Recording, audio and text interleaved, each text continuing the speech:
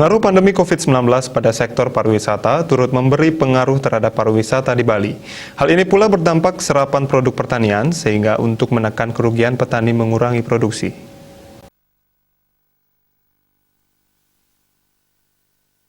Ketua Forum Petani Muda Bali Anak Agung Wedata Mape mengatakan, saat ini petani hanya memanfaatkan 30% lahannya dan lebih memproduksi produk konsumsi sehari-hari seperti sayur. Kini para petani fokus untuk ketahanan pangan saja, tidak seperti sebelum pandemi yang menanam berbagai komoditi. Selain jumlah, jenis tanaman juga disesuaikan dengan kebutuhan masyarakat saat ini.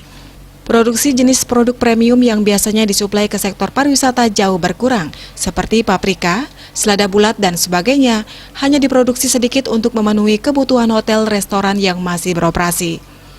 Dengan demikian, kerugian petani bisa ditekan. Serapan saat ini jadi lebih baik dibanding di awal pandemi sebelumnya. Demikian pula dari segi harga, petani mendapatkan harga yang baik dan masih untung setelah menutupi biaya produksi. Para petani tidak memikirkan keuntungan terlebih dahulu seperti sebelum pandemi. Hal yang penting, pertanian bisa bertahan sambil menunggu situasi membaik.